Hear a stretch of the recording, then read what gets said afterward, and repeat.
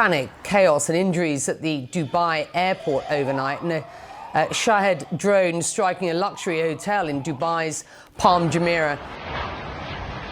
Oh my God.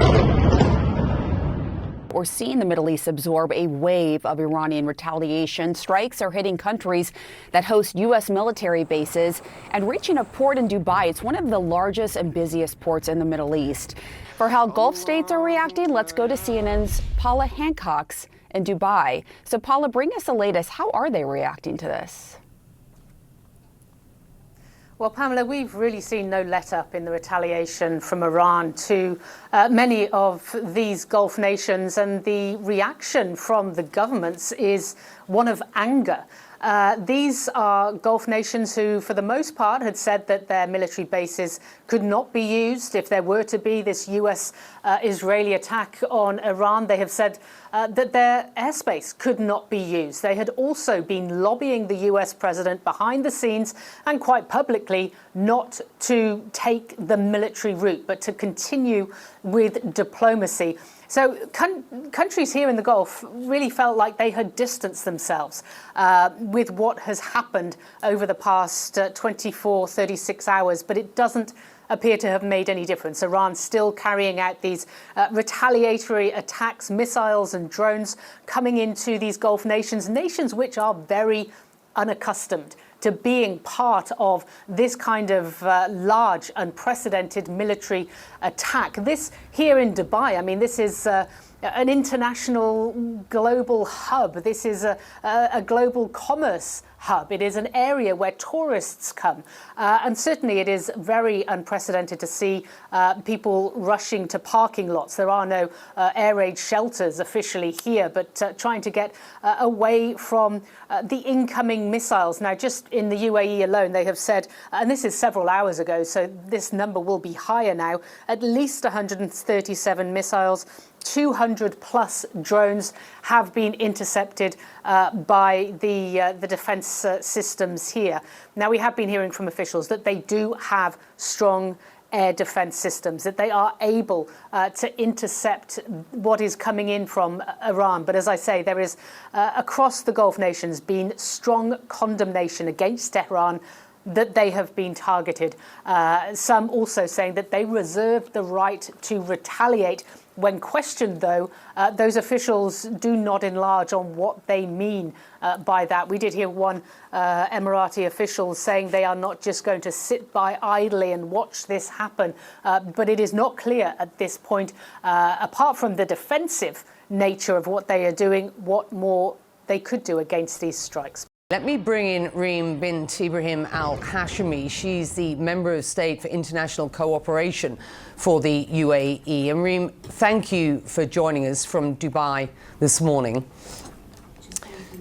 It is hard to overstate just how shocking these images are to UAE residents who are used to this country being a beacon of safety and stability, as Iran now threatens the, quote, heaviest offensive in its history following the Supreme Leader's death. Can you give us the very latest on the scope and scale of the targets and casualties so far, and what more the UAE is bracing for today?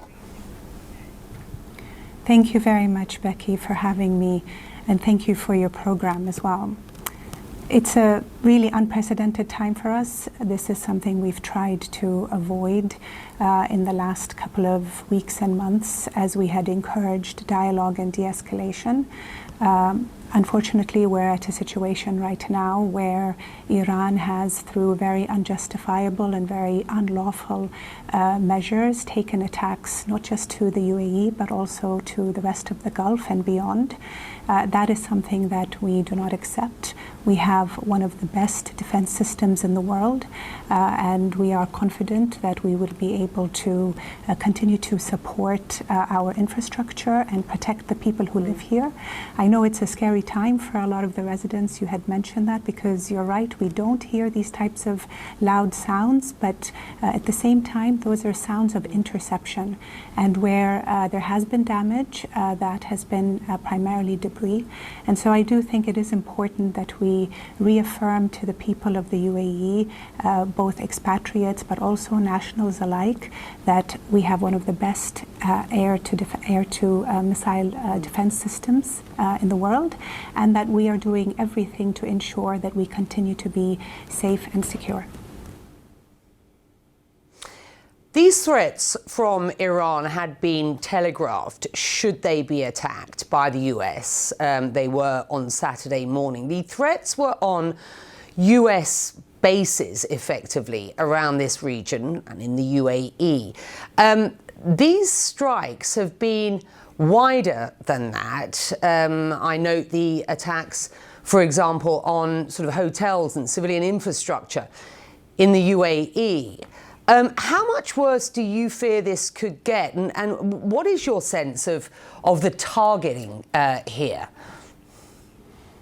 So however way they want to move, we will be ready for that. We, of course, do not want further escalation. We are calling for calm and measured responses. But by the same token, as you noted earlier, over 137 ballistic missiles, over 200 drones, that has been intercepted by the defense system in the UAE. We continue to urge de-escalation. We're working with our partners all around the world and receiving from them assurances not only of support and coordination, but also severe condemnation that this has taken a much larger regional standpoint by really implicating other countries in the Gulf as well. And you've urged de-escalation, as you say, arguing diplomacy is the only way forward. Now we've seen official statements as well from the UAE and around the Gulf region condemning the attacks, and a clear message: we reserve the right to retaliate. Reem, what is that response likely to look like? Well, it depends, Becky, and it's a really fluid and dynamic situation right now. But rest assured to the people of this country that we will leave no stone unturned to make sure that we do defend ourselves, and we are prepared for that. We hope it doesn't come to it, but by the same token, we're not going to sit idly by as we continue to be recipients of such a barrage of attacks that are unlawful and unjustified as well. CNN's Bijan Husseini is joining us now live from Doha. And as you and I speak, I just see comments in that we are alerting on CNN. The British Defence Secretary has described Iran as lashing out indiscriminately across the Middle East. What's been happening where you are, Bijan? Yeah, Becky, we might have actually just heard an air defense missile system above us. This one sounded very far away. Obviously, we will go and take cover if these air defense systems are reacting nearby. But what we started our day was by witnessing what was a very loud and extended round of missiles. That was about 6 hours ago. Ministry of Interior from Qatar saying they successfully intercepted those missiles. There was debris or shrapnel that fell from one of those interceptions, falling in the industrial area on the outskirts of Doha, causing a fire. The ministry also confirmed that civil defense were on site at that fire, working to put it out, and that no injuries there were taking place. And just on the back of that, numbers from yesterday from the ministry, they counted 65 missiles entering the country from Iran, 12 drones. They say they successfully intercepted 64 of those missiles and 11 of those drones. Obviously, the big worry here is that shrapnel and that debris falling. The last update from the ministry is 16 injuries. We haven't received any word on any deaths, so we'll continue to track that as well. I will say the strikes today have felt a lot different than what we witnessed Yesterday, we saw and we heard with our own eyes around a dozen rounds of missiles that kind of came and went around every 15 to 30 minutes intermittently throughout the day. Today, we saw those first strikes about 6 hours ago. We had eyewitnesses that saw another wave. We couldn't see or hear that from where we are. And since then, it's been a little quiet until we just heard that last, what was a potential air defense system taking place. It's also worth mentioning that today is Sunday here in Qatar. It's the start of the working week, but emergency alert systems have gone out telling everyone to work from home, telling everyone to shelter in place. There is still some traffic, but nowhere near what it would be on a normal Sunday. It's very empty right now. And I want to add that the airspace obviously still remains closed. Schools are shut until further notice, and also all events have been closed and postponed until further notice. And it's worth mentioning that all of these rocket strikes, we believe, are heading to Al Udeid Air Base.